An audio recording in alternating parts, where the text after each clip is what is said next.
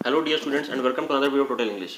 Dear students, as in the previous video we started the chapter Long Walk to Freedom Nelson Mandela, जिसमें हमने chapter को 7 अलग अलग parts में divide कर दिया था।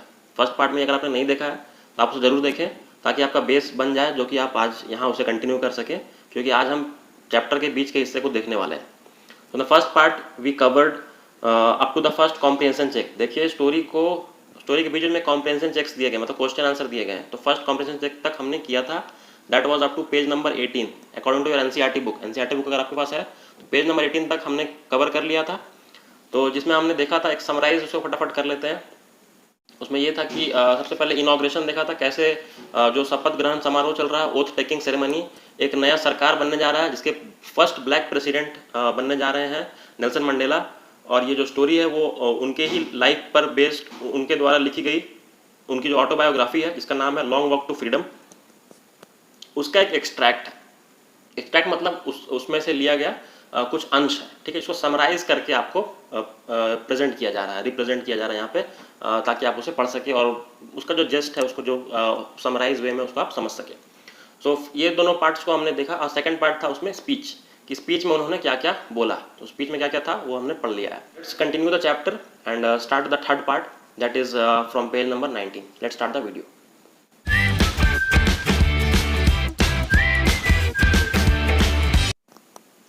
सो उसके बाद का जो पॉइंट है उसको मैंने सेलिब्रेशन नाम का हेडिंग दिया हुआ है। ठीक है, एक सेलिब्रेशन है और फोर्थ नंबर पॉइंट है मेरा हेडिंग, वो है फ्रीडम फाइटर्स।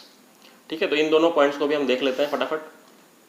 तो सेलिब्रेशन जो है वो किस चीज़ का सेलिब्रेशन है, आप खुद सोचिए कि आप सबसे पहले इमेजिन कीजिए कि हमारे कंट्री में जब भी कोई इंडिपेंडेंस डे या रिपब्लिक डे ऐसा कुछ मनाया जाता है तो हम टीवी पर अक्सर देखते हैं कि किस तरह का सेलिब्रेशन होता है। तो बस आप वही चीज़ इमेजिन कर लीजिए कि अफ्रीका में उस दिन हो रहा था, क्योंकि वो उनके लिए भी बहुत ही खास दिन था। एक जैसे हम नेशनल हॉलीडेज़ मनाते हैं और उसको बहुत धूमधाम से सेलिब्रेट करते हैं, हमारे देश के सारे खास लोग जो है वो वहाँ पे मौजूद रहते हैं और जो मिलिट्री वाले लोग हैं वो परफॉर्म करते हैं। ठीक है, हर स्टेट के अलग अलग लोग वहाँ जाके रिप्रेजेंट करते हैं खुद को। बिल्कुल वैसा ही एक एटमॉस्फेयर वहाँ पे क्रिएट हो चुका है। ठीक है, तो उसको मैंने सेलिब्रेशन हेडिंग इसलिए दिया हुआ है। ठीक है, सो कुछ पॉइंट्स है, इसको देख लेते हैं हम लोग। फ्यू मोमेंट्स लेटर, जब स्पीच उनकी खत्म हो जाती है उसके बाद, जो कि मैंने पिछले क्लास में डील कर दिया था, spectacular array of South African jets, helicopters and troop carriers. तो जैसा कि मैंने बताया कि मिलिट्री के सारे जो सेना के, जल सेना, थल सेना, नेवी है, आर्मी है, जितने भी है वो सभी आके परफॉर्म कर रहे हैं एक एक करके। ठीक है, यूनियन बिल्डिंग्स के पास वो लोग परफॉर्म कर रहे हैं in a perfect formation over the union building. Yes, and there is pin point precision and military force but a demonstration of the military's loyalty to democracy. वो बोल रहे हैं कि उनका जो प्रेसिशन है, मतलब जो काम करने की, जो प्रेसिजन का मतलब होता है एकदम सटीक होना। वो काम जो होता है आपने देखा होगा, वो लोग मार्च पास्ट करते हैं तो बिल्कुल एकदम ढंग से करते हैं। ठीक है, कोई भी एक्शन उनका होता है एक ग्रुप में होता है लेकिन लगता है कि एक इंसान कर रहा है, so that is called precision. ठीक है, तो बहुत ढंग से कर रहे हैं, पिन पॉइंट है प्रेसिजन। और क्या बोल रहे हैं कि वो मिलिट्री की लॉयल्टी को दिखाता है कि डेमोक्रेसी जो आज स्थापित होने वाली है, डेमोक्रेटिक गवर्नमेंट का फॉर्मेशन हो रहा है, उसको लेकर वो बहुत वफादार है। मतलब मिलिट्री भी पूरी तरह से फुल सपोर्ट में है गवर्नमेंट की। ठीक है, यहाँ तक क्लियर है। और वहाँ पर देख रहे हैं जितने भी जनरल्स हैं, मिलिट्री के जितने भी हेड हैं वहाँ पर वो आए हुए हैं, उनके चेस्ट पर ये रिबन लगे हुए हैं। ठीक है, पैचेस लगे हुए हैं, जो कि बताता है कि वो कितने बहादुर है, चाहे उन्होंने कितने साल का एक्सपीरियंस गेन करके रखा हुआ है। वो आ रहे हैं और नेल्सन मंडेला के सामने वो सल्यूट कर रहे हैं। They are showing their loyalty to the new president, that is Nelson Mandela. But यहाँ पर नेल्सन मंडेला के माइंड में एक फ्लैशबैक आ रहा है। He just started to think about his past time, जब वो स्ट्रगल कर रहे थे इस दिन को पाने के लिए, वो और उनके जैसे कई रेवोल्यूशनरीज थे। During the days of his struggle the same policeman, the same army man used to arrest them. ये अजीब सी बात है कि यही लोग कुछ साल पहले इन्हें अरेस्ट कर रहे थे, प्रिजन में रख रहे थे। इन्होंने अपने लाइफ के 30 ईयर्स प्रिजन में बिताए थे। 30 years is a big part of life. पूरी ज़िंदगी, लगभग एक हिस्सा चला जाता है ज़िंदगी का, उन्होंने जेल में बिताए थे। और उनके रिश्ते जो थे वो काफ़ी बेहतर नहीं थे पुलिस वालों से, लेकिन आज वही पुलिसमैन है, आर्मी मैन है, चीफ्स हैं, वो आके उन्हें सैल्यूट कर रहे हैं। तो ये जो चेंज दिख रहा है समय में, इसे वो फील कर रहे हैं, महसूस कर रहे हैं, क्योंकि ये बहुत बड़ा एक कह सकते हैं चेंज है। और उसके बाद जो प्लेन्स है वहाँ के एक वी शेप में, एक वी शेप बना रहे हैं हवा में। और स्मोक ट्रेल देखना कि जो 26 जनवरी या 15 अगस्त में जब एरोप्लेन्स आते हैं वो एक धुएं से पैटर्न बनाते हैं जो बहुत ब्यूटीफुल लगता है देखने में। ठीक है, तो वो लोग black, red, green, blue, gold colour के पैटर्न बना रहे हैं। क्यों? क्योंकि ये कलर जितने भी है वो साउथ अफ्रीकन फ्लैग में यूज़ किए जाते हैं। तो वो एक फ्लैग को रिप्रेजेंट कर रहा है और वो एक कलाबाजी जैसा एक शो कर रहे हैं वहाँ पे। And after that 2 national anthems, 2 national anthem गाए जाते हैं। ये थोड़ा यूनिक है, नेशनल एंथम लगभग सारे देश के एक होते हैं, लेकिन यहाँ पर 2 हैं। ठीक है, तो दोनों नेशनल एंथम्स के नाम आपको अच्छे से स्पेलिंग के साथ पढ़ लेने हैं। ठीक है, थोड़ा नाम इसका बहुत कठिन है, तो फिर भी इसको आप लिख के 2-3 बार प्रैक्टिस कर लें। ठीक है, क्योंकि नाम अगर क्वेश्चन आ जाए तो आपको नाम का स्पेलिंग अच्छे से लिखना आना चाहिए। सो कॉसी सिकेल ई Africa and the another one is die stem. तो ये 2 नेशनल एंथम्स को वहाँ पर गाया जा रहा है। And after that he again thinks of the past, फिर पास्ट के बारे में वो सोच रहे हैं। और एक एंग्लो बोयर वॉर हुआ था जो कि उनके बर्थ के पहले, जन्म के पहले हुआ था। वो कंपेयर कर रहे हैं पहले के समय और आज के समय में। First he says about the first decade of 20th century. 20th century मतलब 1900 से शुरू हुआ, तो फर्स्ट डिकेड मतलब पहला दशक, तो 1900 से लेकर 1910, ये क्लियर है। वो जो पीरियड था उस टाइम एंग्लो बोयर वॉर हुआ था, और उसमें the white people used to put pressure and used to oppress the black people। ठीक है, they used to put pressure on them by taking their rights। ठीक है, उनके अधिकारों को वो ले लेते थे, taking away their rights, और उन पर अत्याचार करते थे। they used to give them punishments, severe type of punishments। तो वो एक तरह का इनह्यूमन वो एक कह सकते हैं समय था। इनह्यूमन मतलब अमानवीय, जो रवैया था, जो बिहेवियर था उनका, वो बिल्कुल ही अमानवीय था। ठीक है, सिर्फ एक स्किन के आधार पे, स्किन के कलर के आधार पे उनके साथ इतना दुर्व्यवहार हो रहा था। तो ये बिल्कुल भी किसी भी समाज के लिए ये अच्छी बात नहीं थी। तो इस बात को वो फ्लैशबैक में जा रहे हैं और सोच रहे हैं, और वो कह रहे हैं one of the harshest most inhuman societies of the world has ever known. इतिहास में आज तक इतना भी बुरा समय कभी नहीं आया होगा। ये हार्शेस्ट, बहुत कठोर और इनह्यूमन, अमानवीय, वो उसे बता रहे हैं। वो एक समय था 1919 से 1910 का समय था, और आज का समय है। तो कौन सा टाइम है अभी? Last decade of 20th century. Last decade मतलब 1990 से 2000 के बीच का समय। ये क्योंकि 1994, जैसे कि मैंने पिछले वीडियो में बताया था, 1994 में ये फर्स्ट प्रेसिडेंट बने थे। तो जाहिर सी बात है लास्ट डिकेड चल रहा है, और इनका कौन सा डिकेड चल रहा है वो अपना एज भी बता रहे हैं, that he is in the 8th decade as a man. My 8th decade as a man. 8 decade मतलब, 8 डिकेड मतलब 10 साल, 8 मतलब 10 into 8 मतलब वो अपने 80s में है, 80 साल की उम्र के आसपास वो अभी जी रहे हैं, उस टाइम में वो है। तो वो क्या देख रहे हैं कि बहुत बड़ा चेंज है। क्या चेंज है? तो दैट ओवरटर्न फॉर एवर, बिल्कुल एक तख्ता पलट हो गया है। ठीक है, and replace by one that recognise the rights and freedoms of all peoples regardless of the colour of their skin. अभी सभी लोगों को उनके अधिकार, उनके हक को दिया जाएगा बिना उनके रंग को देखे हुए। तो ये बिल्कुल ही तख्ता पलट हो चुका है। एक था समय 1910 का, और एक है 1990 से 2000 के बीच का समय। So there is a comparison. ये यहाँ तक कोई दिक्कत नहीं होनी चाहिए, ये क्लियर है। अब इसमें ये जो पेज है, page 20, as you can see यहाँ पर फोटो भी दिए गए हैं। तो कुछ फ्रीडम फाइटर्स के फोटो यहाँ पर दिए गए हैं। ठीक है, देख सकते हैं बुक में। तो इसलिए मैंने इसका टॉपिक का नाम फ्रीडम फाइटर्स रख दिया। ठीक है, टॉपिक करके हम पढ़ते हैं तो दिमाग में रहता है। ठीक है, पहले ये पढ़े थे, फिर ये पढ़े थे, तो उसको हम एक चेन के जैसा स्टोरी को पूरा क्रिएट कर सकते हैं, माइंड में बिल्ड कर सकते हैं। उस वक्त क्या होगा जब चैप्टर खत्म हो जाएगा, so you no need to remember the whole story, you just need to point out the names of the parts. जो पार्ट है उसके नाम को बस दिमाग में रखना है, पूरा का पूरा स्टोरी खुद फ्रेम हो जाएगा। फ्रीडम फाइटर्स, फ्रीडम फाइटर्स हमारे कंट्री में भी हम आज तक उन्हें सम्मान करते हैं, रिस्पेक्ट करते हैं, और आज तक के आने वाले समय में भी हमेशा उनको इसी तरह सम्मान से देखा जाएगा। बहुत से फ्रीडम फाइटर्स हैं जिन्होंने अपनी जान गंवाई, और just because of sacrifices that they made, and due to their sacrifices we call ourselves free. तो इसी तरह नेल्सन मंडेला भी उनके जो जनरेशन के पहले या उनके साथ जो लोग फ्रीडम फाइटर्स थे जो अभी जीवित नहीं हैं, जो नहीं रहे हैं, उनके बलिदानों को यहाँ पर याद कर रहे हैं और उन्हें रिस्पेक्ट दे रहे हैं। जब हम कुछ अच्छा अचीव कर लेते हैं तो हम सारी बुरे समय को एक बार याद करते हैं, कैसे कैसे हम यहाँ तक पहुँचे। तो आज वो अचीव कर रहे हैं, एक नॉन रेशियल गवर्नमेंट का फॉर्मेशन कर रहे हैं, तो इसमें जितने लोगों का योगदान था उनका याद करना तो बनता है।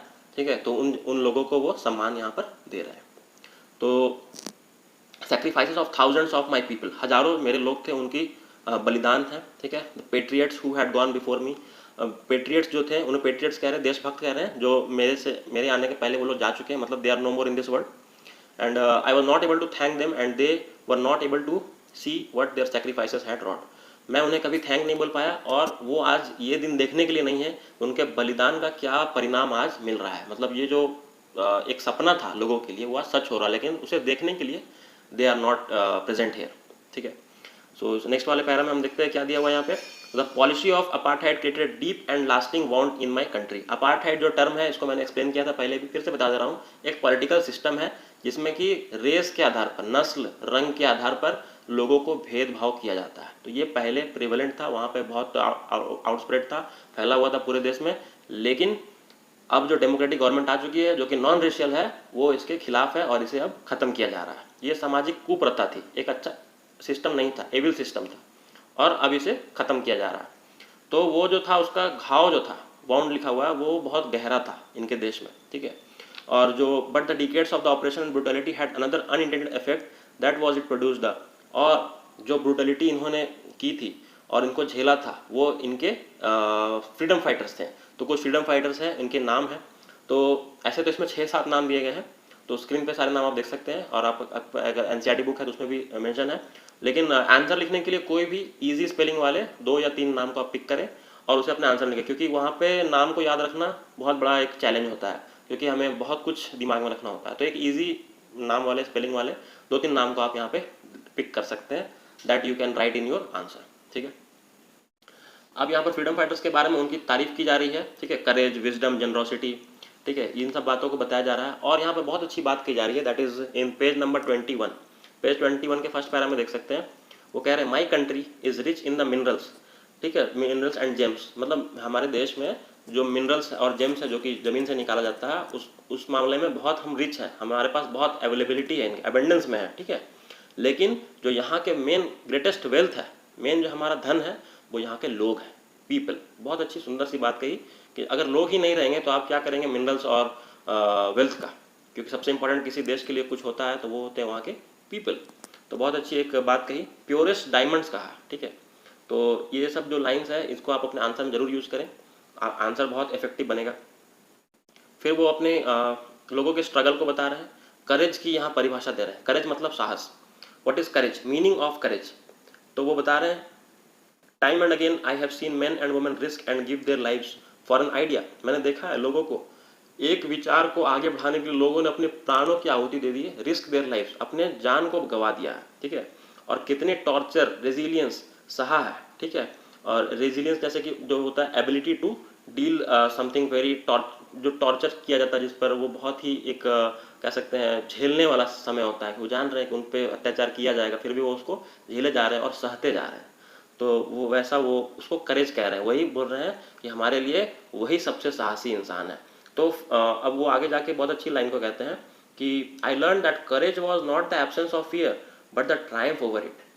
ऐसा नहीं है कि कोई बहुत बहादुर इंसान उसको कभी डर ही नहीं लगता है, कभी फियर नहीं उसने महसूस किया, फियर सबके अंदर होता है, लेकिन असली करेज वही है, उसी इंसान में है जो अपने फियर पर ओवरकम हो जाता है, मतलब अपने डर पर जीत पाता है।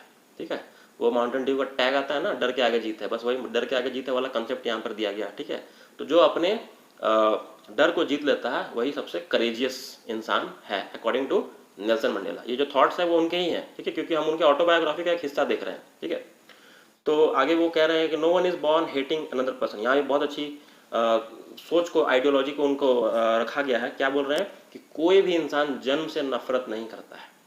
यहाँ पे हेट्रेड जो फैला हुआ है एक on the basis of caste, colour, culture, creed, language, सब जगह है, सिर्फ अफ्रीका की ही नहीं है, हमारी कंट्री में है, बहुत से अलग अलग जगहों पे ऑल ओवर द वर्ल्ड है फैला हुआ। तो ये जो बोल रहे हैं कि हेट्रेड है जो, वो किसी को जन्म से सिखाकर और बचपन से नहीं बताया जाता है। वो बच्चा जो जन्म लेता है वो उसको वो सीख कर नहीं आता, उसे सोसाइटी में सिखाया जाता है। क्या सिखाया जाता है? टू हेट, नफरत करना सिखाया जाता है। तो यहाँ पर वो कह रहे हैं कि अगर इंसान को हेट करना, हेट्रेड सिखाया जा सकता है, so why not we should teach them to love. To love क्यों नहीं सिखाया जाए? तो जो वो बोल रहे हैं, there are two kinds of feelings, एक हेट है और एक लव है। तो वो बोल रहे हैं कि जो लव है वो ज़्यादा नेचुरल है एक इंसान के लिए। अगर वो हम किसी समाज में सिखाएंगे लोगों को तो उसे वो और नेचुरली सीखेंगे, क्योंकि वो अंदर से निखर के आता है। ठीक है, तो वो हेट्रेड के अगेंस्ट में और लव के फेवर में यहाँ पे है, दैट वो समाज में ब्रदरहुड हो, भाईचारा हो, और सभी कम्युनिटी के लोग आपस में भाई भाई जैसे बन के रहें। तो ये उनका यहाँ पर मैसेज है। ठीक है, सो बस यही है इसमें, ये 2 पॉइंट्स हो गए। और नेक्स्ट वीडियो में हम लोग बचे हुए जो 2-3 पॉइंट्स हैं, that is twin obligations, meaning of freedom और ऑपरेसर एंड ऑपरेस्ड का रिलेशनशिप, ये हम लोग आने वाले वीडियो में कल जो कि आने वाला है उसमें मैं इसको एक्सप्लेन करूँगा. So that was all from the video. I hope you have understood whatever we discussed today, and do like the video. Please subscribe to our channel. जितने सब्सक्राइब करेंगे और लाइक करेंगे उतना हमें मोटिवेशन मिलता है और हम अच्छे अच्छे वीडियोस लाने के बारे में सोचते हैं. सो इस काम को हमेशा जारी रखें, अपने फ्रेंड्स के साथ शेयर करें ज़्यादा से ज़्यादा. और जो भी स्टूडेंट्स हैं जो कि आपको लगता है क्लास 10th के हैं और जिनको ये समझने की ज़रूरत है, क्योंकि चैप्टर थोड़ा ट्रिकी है, थोड़े समझ हिस्टोरिकल इसमें टर्म्स यूज़ किए गए हैं, ठीक है, इंसिडेंट्स जो है हिस्टोरिकल है, थोड़ा समझना पड़ता है इसको अच्छे से. तो अपने फ्रेंड्स के साथ जरूर शेयर करें और चैनल को सब्सक्राइब कर दें. सो हम मिलते हैं नेक्स्ट वीडियो में नेक्स्ट पार्ट को लेकर. Thank you so much, take care.